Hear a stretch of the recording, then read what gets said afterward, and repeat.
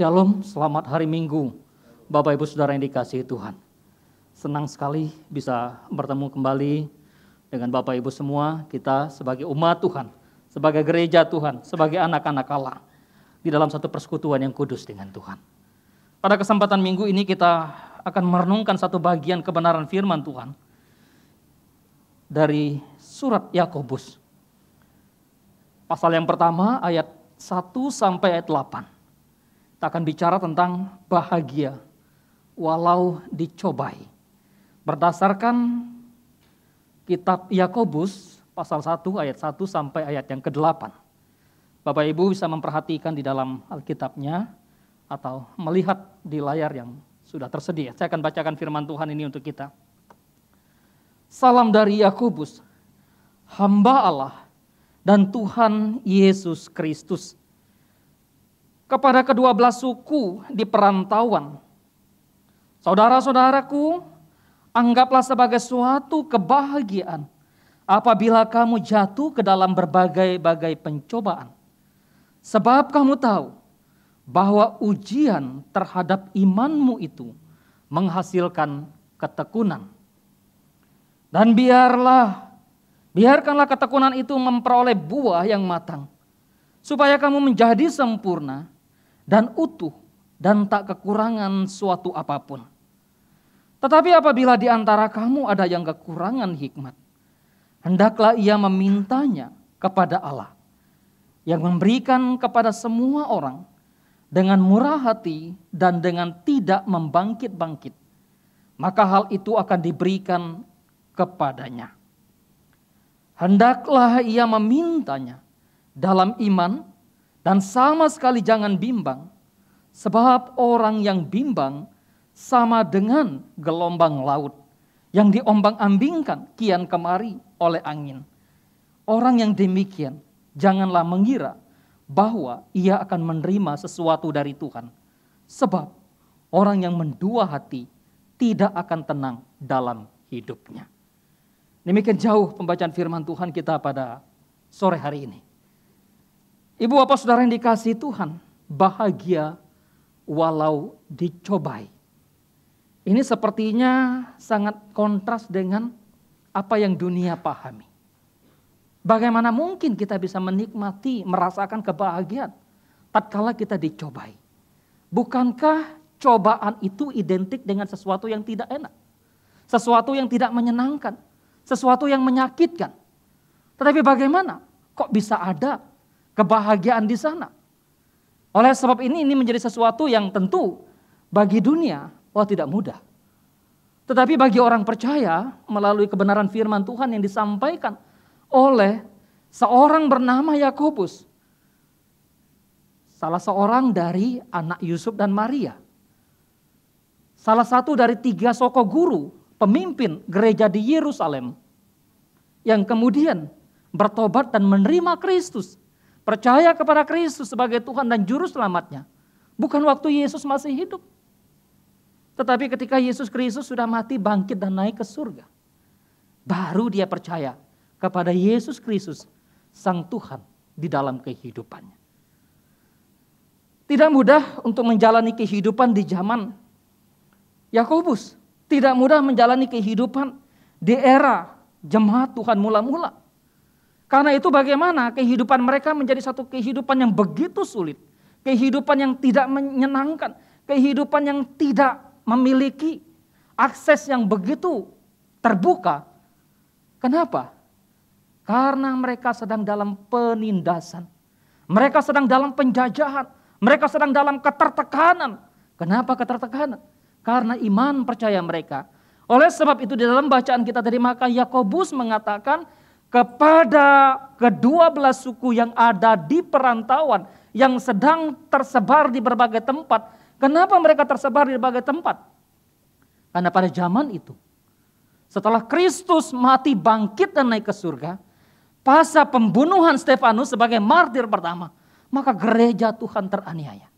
Orang-orang yang beriman kepada Kristus, mereka bukan saja terusir, tetapi mereka mendapatkan satu tekanan dari orang-orang Yahudi yang menolak mereka, yang tidak menerima mereka. Sehingga betapa sulitnya kehidupan mereka zaman itu. Oleh sebab itu, ketika mereka di dalam satu kesulitan hidup, disitulah Yakobus juga mengingatkan kepada mereka agar tetap memiliki kebahagiaan, agar tetap memiliki sukacita, agar tetap memiliki pengharapan kepada Kristus sebagai Tuhan dan Juru Selamat, sekalipun realita hidup yang dialami itu bukanlah sesuatu yang menyenangkan. Tentu dengan mudah kita akan berbahagia ketika segala sesuatu dalam hidup kita oke. Pekerjaan lancar, bisnis lancar, studi lancar, kemudian keluarga baik-baik, sehat-sehat. Maka dengan mudah kita akan mengatakan berbahagia. Mengikut Kristus, berbahagia, percaya kepada Kristus. Tetapi bagaimana ketika kehidupan begitu sulit? Ibu bapak saudara yang dikasihi Tuhan, maka ketika Yakobus berbicara tentang bagaimana penderitaan, bagaimana kesulitan, bagaimana pencobaan, ini tentu sangat berbeda dengan apa yang dunia pahami. Secara naluri manusia, ketika diperhadapkan dengan pencobaan, maka manusia cenderung mempertanyakan pencobaan yang sedang dialami. Dan bertanya bukan hanya kepada diri, tapi juga kepada orang di sekitar, mungkin kepada lingkungan atau kepada Allah. Mempertanyakan tujuan, rahasia Allah. Kita cenderung langsung bertanya, kenapa? Mengapa ini terjadi? Mengapa kesulitan ini ada? Bukankah kami telah percaya kepada Engkau dan mengikuti Engkau? Bukankah kami telah menerima Engkau dan taat kepadamu? Bukankah kami memiliki iman kepadamu? Tetapi kenapa kesulitan, penderitaan, aniaya, pencobaan ini datang? Itulah salah satu reaksi manusia secara naluri ketika pencobaan datang kepada mereka. Hal berikut, ketika pencobaan itu ada, manusia langsung kadang-kadang tergoda. Tergoda untuk apa? Tergoda untuk meragukan akan kebaikan Allah. Tergoda untuk apa? Tergoda untuk tidak percaya kepada firman. Tergoda untuk apa? Untuk tidak percaya kepada pemeliharaan Tuhan, kepada cinta kasih Tuhan. Itulah yang dialami oleh Adam dan Hawa ketika dicobai di Taman Eden. Mereka bukan kekurangan makanan. Mereka bukan kekurangan pemeliharaan Tuhan. Mereka bukan kekurangan penyertaan Tuhan dalam hidup mereka. Tetapi ketika mereka dicobai, ada ketergodaan yang membuat mereka meragukan akan firman Allah. Meragukan akan janji Tuhan. Meragukan akan hukum yang Tuhan sudah berikan kepada mereka. Lebih percaya kepada kata-kata yang menggoda mereka. Barangkali dalam hidup dan pengalaman yang kita jalani hari demi hari, mungkin juga terkadang dalam situasi yang sama. Naluri manusia bukan saja langsung tergoda untuk meragukan akan hikmat Tuhan, meragukan akan kebaikan Tuhan. Kadang kita ya sudah angkat tangan. Ketika pencobaan datang, ketika godaan datang, kita angkat tangan dan berhenti. Secara rohani kita barangkali langsung stuck, langsung mandek, kerdil, mengalami krisis kerohanian. Sehingga tak heran kemudian kenapa orang malas ke gereja, kenapa tidak ada lagi persekutuan, kenapa tidak ingin lagi baca firman. Berpikir sudah sebetulnya ya, hal ini tanpa kita sadari sebetulnya kita sudah masuk ke dalam godaan-godaan dan merespon godaan dengan angkat tangan. Menyerah kepada godaan, menyerah kepada pencobaan. Padahal kalau nanti kita melihat tujuan sangat jelas daripada satu pencobaan itu yang disampaikan dalam perspektif, dalam bingkai tulisan Yakobus. Terkadang kenapa atau bagaimana naluri manusia ketika diperhadapkan dengan pencobaan, diperhadapkan dengan satu godaan, maka tak jarang kemudian orang menjadi pahit dalam hidup mereka. Menjadi begitu menderita, menjadi begitu merana, menjadi putus harapan. Kenapa? Kamu sedemikian menderita. Kenapa hidupmu pahit? Wah, saya terlalu banyak godaan. Saya terlalu banyak dicobai, dan seterusnya. Itulah gambaran-gambaran kehidupan secara naluri manusia ketika diperhadapkan dengan yang namanya godaan. Ya, tentu kalau bicara godaan, sebetulnya baik pencobaan maupun ujian, Alkitab menggunakan kata yang sama, yaitu perasmos itu sendiri, yang menggambarkan tentang sesuatu, baik itu berupa ujian untuk mengupgrade, atau di satu sisi sebetulnya kalau orang mengatakan, oh pencobaan itu datang dari iblis, ujian itu datang dari Allah. Karena kalau kita mau jujur dan melihat kepada Alkitab, ketika Allah berfirman kepada Abraham, dia pun menggunakan kata perasmos dalam terjemahan Septuaginta untuk menguji iman Abraham. Kita tidak sedang memperdebatkan, mempermasalahkan arti kata.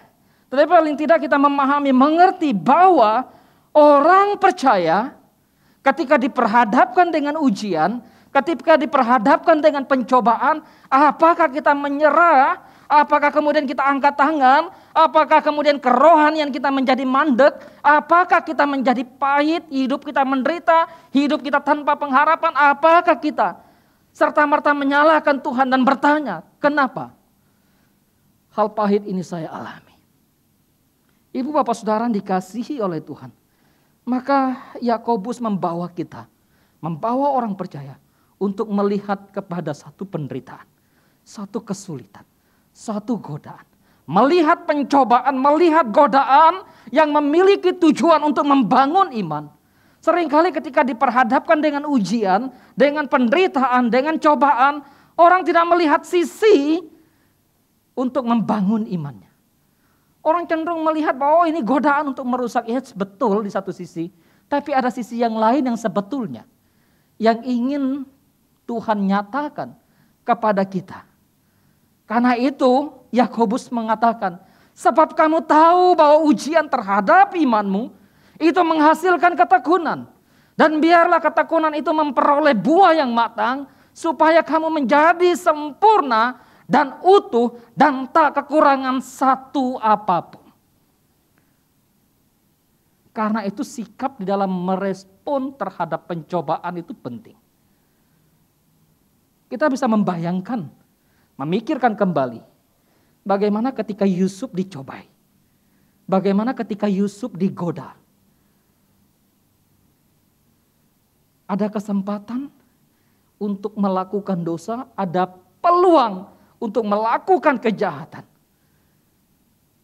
Bahkan ketika dia dijual oleh saudara-saudaranya, lalu diperbudak atau menjadi hamba, lalu dilupakan oleh orang yang telah dia tolong. Dan bahkan digoda oleh istri majikannya. Tetapi ketika semua sudah berjalan, dan Yusuf mempertahankan bagaimana kehidupannya yang tidak jatuh di dalam godaan itu.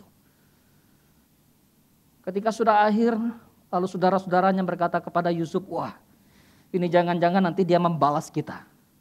Dia melakukan hal yang jahat, dia melakukan hal yang kemudian ya menindas, atau barangkali dia akan melakukan hal yang kejam terhadap kita. Tetapi apa yang dikatakan Yusuf kepada saudara-saudaranya? Kamu memang mereka-reka hal yang jahat. Tetapi Allah melakukan hal yang baik.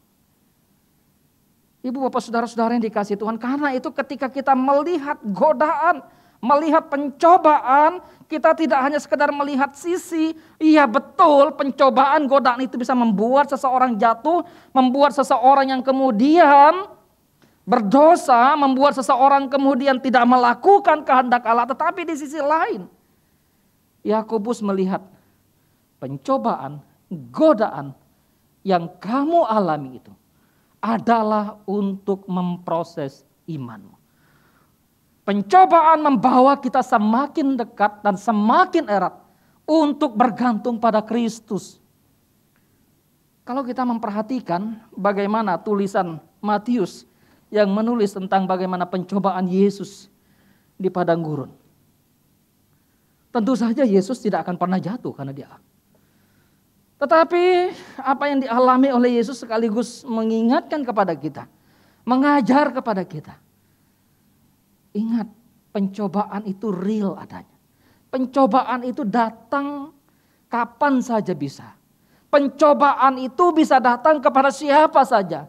Dia tidak pilih mau kaya mau miskin, mau tua mau muda, mau laki mau perempuan, mau pintar ataupun tidak, mau terpelajar ataupun tidak. Pencobaan itu bisa datang kepada siapapun. Dan bisa datang kapanpun. Tetapi ingat, ketika pencobaan itu datang kepada orang percaya, harusnya itu membawa kita untuk semakin dekat dengan Tuhan. Untuk semakin erat memiliki hubungan dengan Kristus, dengan firman. Karena itu Yesus dicobai. Lalu iblis berkata, jika engkau anak Allah, ubahlah batu ini menjadi roti. Yesus katakan, manusia bukan hidup hanya dari roti saja, tapi dari setiap firman yang keluar dari mulut Allah. Jika engkau anak Allah, jatuhkanlah dirimu dari bumbung bait Allah. Bukankah ada malaikat yang menatang engkau? Jika engkau anak Allah, atau jika engkau sujud menyembah aku, maka semua itu yang kuperlihatkan kepadamu, segala kerajaan, segala kekuasaan, segala kemegahan dunia, itu akan kuberikan kepadamu. Penyalah iblis. Hanya kepada Allah orang harus berbakti. Oleh sebab itu ketika pencobaan, ketika godaan datang, harusnya sebagai orang percaya kita semakin erat, semakin dekat dengan Kristus, semakin bergumul untuk mendekatkan diri dengan Allah. Bukan sebaliknya, menjauh daripada Allah. Karena itu kenapa orang percaya atau orang Kristen bisa jatuh dalam godaan. Tentu selain kita masih hidup dalam darah dan daging. Tetapi kita sadar bukan godaan itu yang terlalu kuat. Bukan godaan itu yang terlalu besar. Karena kitanya yang terlalu lemah. Di dalam kehidupan relasi kita dengan Tuhan barangkali. Di dalam kehidupan kerohanian kita. Di dalam kehidupan hari lepas hari. Oleh sebab itu apa yang disampaikan oleh Yakobus di dalam bagian ini, maka kita akan melihat sikap dalam menghadapi godaan itu penting. Godaan itu bisa datang kapan saja kepada kita. Entah itu di kantor, di perjalanan, di kampus, di tempat kuliah kita, ataupun di rumah tangga kita pun bisa datang yang namanya godaan. Dan itu bisa datang kapan saja, bahkan sangat dekat, sangat erat dengan kita. Karena itu ketika orang bisa terjebak dalam pinjaman atau dalam hal apapun secara online, jangan salahkan, oh itu terus-menerus menawar kepada saya. Kitanya yang tidak siap dan tidak memiliki daya juang, daya tahan dalam menghadapi godaan itu. Maka kita akan menjadi orang yang betul-betul bisa bahagia, bisa bersuka cita, bisa bergembira sekalipun digodai, sekalipun dicobai. Kenapa? Dan kita perlu apa? Kita perlu iman. Kita perlu iman untuk menghadapi godaan, untuk menghadapi pencobaan. Yang pertama yang kita perlukan adalah iman.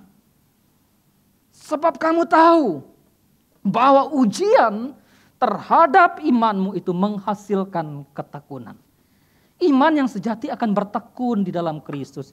Iman yang sejati itu akan bertekun dalam firman. Iman yang sejati itu akan bertekun di dalam membaca firman. Beriman.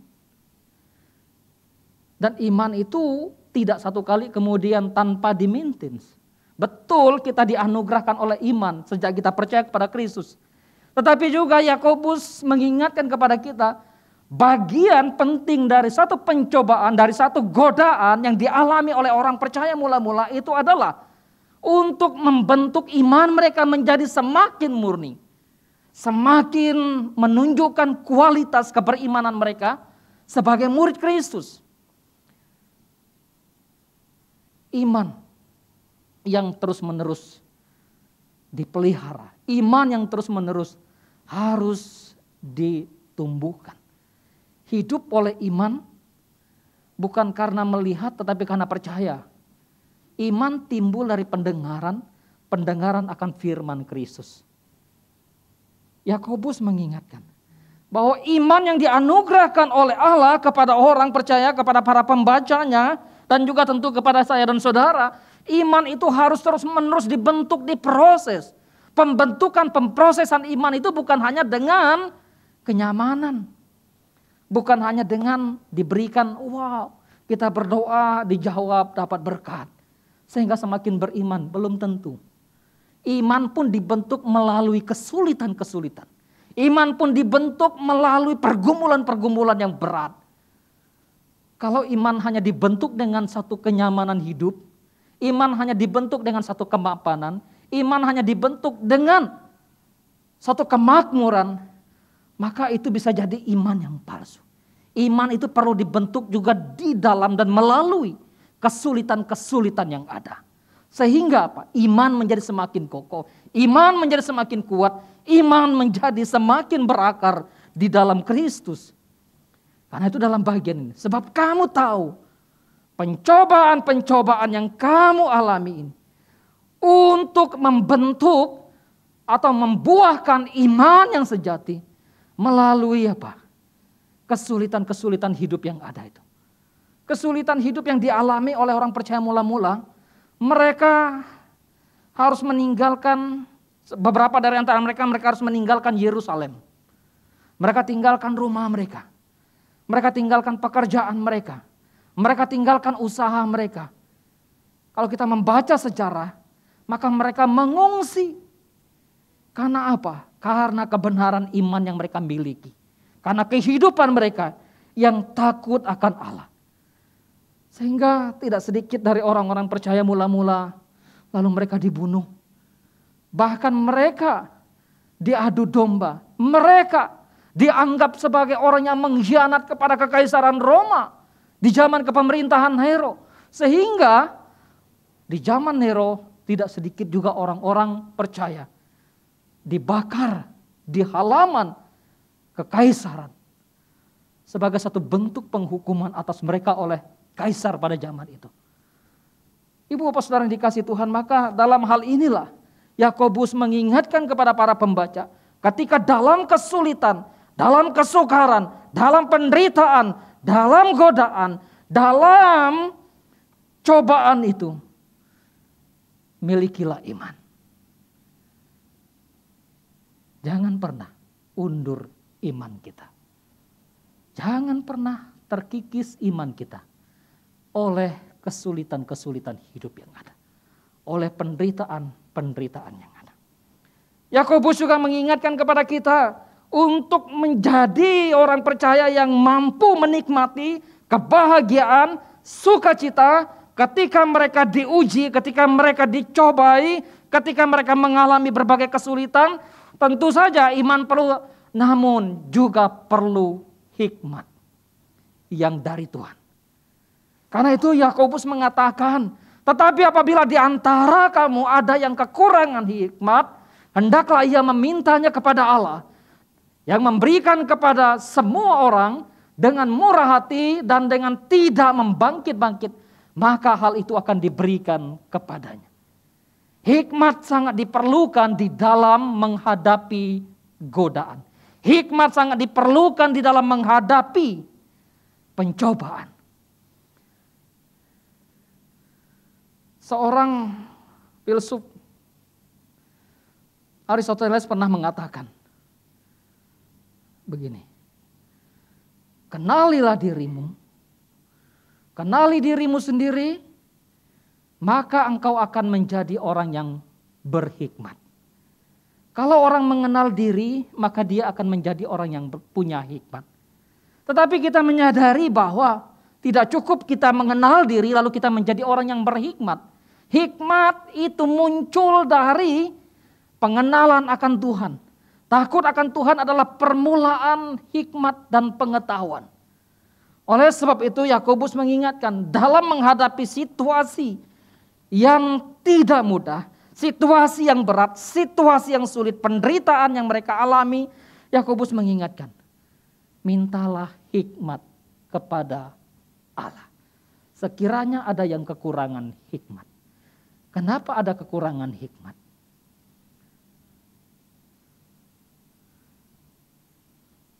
Kenapa ada yang kekurangan hikmat? Karena memang di dalam menghadapi suatu pergumulan hidup, rencana Allah bagi hidup kita tidak mudah. Allah tidak serta-merta memberitahukan langsung kepada kita, ini perjalanan hidupmu. Kita nggak tahu perjalanan 1 jam, 2 jam, sehari, seminggu, dan seterusnya. Tapi ketika kita tidak mengetahui apa yang menjadi kehendak Allah dalam hidup kita perlu hikmat. Apalagi dalam konteks menghadapi pencobaan, menghadapi godaan, menghadapi kesulitan-kesulitan hidup. Kalau tidak punya hikmat, kalau hanya mengandalkan hikmat manusia, bisa jadi manusia akan mengambil jalan pintas. Ambil bypass saja. Enggak mau tahu benar atau salah, yang penting saya lakukan. Enggak mau tahu seturut dengan kehendak Tuhan atau tidak seturut dengan kehendak Tuhan, yang penting saya perbuat. Tetapi karena itu Yakobus mengingatkan, kalau ada orang yang kekurangan hikmat di dalam menghadapi godaan, di dalam menghadapi pencobaan, mintalah hikmat pada Tuhan. Karena itu di dalam bagian ini mintalah itu berarti juga mengandung unsur berdoalah di sana. Merenunglah kepada Tuhan. Duduklah di hadapan Tuhan. Karena kalau dalam menghadapi hal-hal yang berat, kadang kita pikiran kita sangat terbatas. Kemudian tingkat barangkali emosional kita, perasaan kita, banyak hal yang bisa mempengaruhi kita ketika menghadapi situasi-situasi yang berat. Karena itu Yakobus mengingatkan, mintalah hikmat pada Allah, dan hikmat itu akan diberikan kepadamu. Hikmat itu akan dinyatakan kepadamu. Ibu bapak saudara-saudara yang terkasih dalam nama Tuhan Yesus Kristus, Tuhan memberikan kepada anak-anaknya hikmat untuk menghadapi dunia, menghadapi kehidupan-kehidupan yang mereka jalani. Hikmat itu Tuhan berikan. Karena itu salah satu penafsiran mengenai ketika orang percaya, ketika murid-murid dikatakan kamu diutus seperti domba ke tengah serigala, cerdik seperti ular dan tulus seperti merpati. Di situ juga perlu menanti waktu Tuhan, perlu hikmat Tuhan. Karena kecenderungan manusia ketika diperhadapkan dengan berbagai hal, lalu mengambil jalannya sendiri, menggunakan kemampuannya, menggunakan akal pikirannya, tidak salah tentunya. Menggunakan pengalamannya, tetapi tidak selamanya. Pengalaman itu mendukung kita untuk melaksanakan apa yang Tuhan mau kita lakukan. Tapi perlu menanti waktu Tuhan. Perlu hikmat daripada Tuhan. Oleh sebab itu kalau kita membaca bagaimana peperangan bangsa Israel ketika mereka hanya mengandalkan pengalaman mereka mengalahkan musuh sebelumnya. Lalu mereka enggak mau cari hikmat, enggak mau tanya Tuhan lagi. Pada akhirnya mereka mengambil jalan sendiri dan Tuhan katakan, salah. Mereka menjadi kalah. Bapak Ibu Saudara dikasih Tuhan, maka dengan iman, dengan punya hikmat, seharusnya kita juga dapat menikmati kebahagiaan sekalipun kita mengalami berbagai godaan. Yakobus mengatakan mereka mengalami berbagai godaan. Bukannya satu macam, bermacam-macam. Kalau kita nonton film misalnya ya, kisah bagaimana zaman atau penderitaan umat Tuhan mula-mula, mereka ada yang didera, dicaci, dimaki, dipenjara dan sebagainya. Tapi mereka tetap mengalami kebahagiaan itu. Dan tentu hal yang penting juga di dalam menghadapi godaan, kita mampu menikmati, kita bisa mempunyai kebahagiaan, sukacita ketika menikmati atau ketika dalam berbagai pencobaan, ketika kita juga memiliki ketetapan hati, keteguhan hati. Karena itu Yakobus berkata, hendaklah ia meminta dalam iman, sama sekali jangan bimbang. Sebab orang yang bimbang sama dengan gelombang laut yang diombang-ambingkan kian kemari oleh angin. Dan tentu orang yang demikian dikatakan janganlah mereka mengira mereka menerima sesuatu dari Tuhan. Sebab orang yang mendua hati tidak akan tenang dalam hidupnya. Ketika diperhadapkan dengan satu kesulitan, penderitaan, cobaan, aniaya, maka miliki ketetapan hati untuk diarahkan kepada Allah. Kecenderungan manusia memiliki dua pilihan. Mau aman, tetapi juga sekaligus kompromi, bisa. Atau sebaliknya, tetap di dalam koridornya Allah, walaupun menderita. Tapi Yakobus mengingatkan, jangan bimbang, jangan mendua hati. Arahkan hatimu hanya kepada Allah. Arahkan hatimu hanya kepada Kristus. Arahkan hatimu hanya kepada tujuan Allah. Di dalam memahami kehidupan yang sulit, yang berat, cobaan sekalipun. Tetaplah arahkan hatimu. Orang yang mendua hati dikatakan tidak akan tenang dalam hidupnya. Karena itu Yesus juga mengingatkan, kita nggak bisa mengabdi kepada dua tuan. Kepada Allah atau kepada Mamon. Orang hanya bisa mengabdi kepada salah satu tuan. Kalau kepada Allah ya kepada Allah. Kalau kepada Mamon ya kepada Mamon. Sehingga tidak ada pilihan. Di dalam menjalani kehidupan dan bahkan ketika menghadapi pencobaan sekalipun. Kita perlu memiliki ketetapan hati. Digambarkan bagaimana orang yang tidak memiliki ketetapan hati. Orang yang punya keraguan, orang yang punya kebimbangan akan cenderung kompromi. Karena itu milikilah hati yang terus-menerus berpaut kepada Tuhan. Jangan mendua. Coba, saudara yang masih punya pacar, kalau saudara punya hati mendua, pasti tidak akan tenang. Hatinya terhadap satu dengan yang lain. Ketika orang kemudian dalam kehidupan keluarga berusaha untuk melakukan perselingkuhan, mempunyai suami atau istri simpanan, pasti tidak mengalami ketentraman. Pasti. Hatinya bercabang, hatinya dua. Gak akan tenang. Karena itu diingatkan ketika menghadapi pencobaan juga. Miliki ketetapan hati untuk tetap berpaut, berpegang pada Tuhan. Ibu bapak saudara-saudara yang terkasih, maka dalam bagian ini sebetulnya Yakobus menyadar, ingatkan kepada kita sebagai orang percaya, kualitas Kristen kita sangat diuji oleh adanya pencobaan. Bukan saja kemiskinan tetapi kekayaan, bukan saja kesehatan tapi juga hal yang sakit, bukan saja kesenangan tapi juga hal-hal yang susah, bukan saja hal yang nyaman tapi hal-hal yang berat. Itulah yang menjadi batu, itulah yang menjadi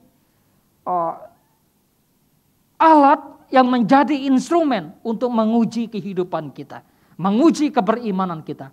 Dan jika kita benar-benar bijaksana, kita akan melihat bahwa apapun keadaan kita, entah itu susah, nyaman, sehat, sakit, kaya, miskin, adalah untuk membawa kita semakin bertumbuh dalam iman, hikmat, dan keteguhan hati untuk menjadi semakin serupa dengan Kristus. Maka dengan demikian kita menyadari pembentukan iman kita sangat penting. Dan salah satunya adalah melalui penderitaan. Semakin umat Tuhan mengalami penderitaan, maka seharusnya mereka juga menyerahkan hidup mereka kepada Allah. Demikian juga sebaliknya, semakin mereka mengalami hal-hal yang nyaman, mereka juga tidak boleh terlena. Tetap harus semakin meminta pimpinan Tuhan, meminta pertolongan Tuhan untuk memimpin hidup mereka. Hari-hari yang kita jalani, kita tentu diperhadapkan dengan berbagai godaan. Karena itu, teruslah memiliki relasi yang indah dengan Tuhan, bergumul dengan Tuhan. Terus pelihara iman kita Petrus berkata, tambahkan kepada imanmu kebajikan, dan kepada kebajikan ketekunan, dan kepada ketekunan penguasaan diri, kepada penguasaan diri kasih akan saudara-saudara, dan kepada kasih akan saudara-saudara kasih akan semua orang. Bukankah itu juga semua menjadi instrumen yang harus membentuk iman kita, sehingga tetap di dalam berbagai pergumulan hidup apapun kita tetap menjadi orang percaya yang terus diproses, dibentuk oleh Allah, sehingga hidup kita menjadi serupa dengan Kristus. Inilah yang menjadi tujuan, inilah yang menjadi arah, inilah yang menjadi alasan kenapa kita tidak boleh menyerah sekalipun dalam situasi yang sulit. Biarlah Tuhan pimpin kita, Tuhan menolong kita, Tuhan menyertai kita.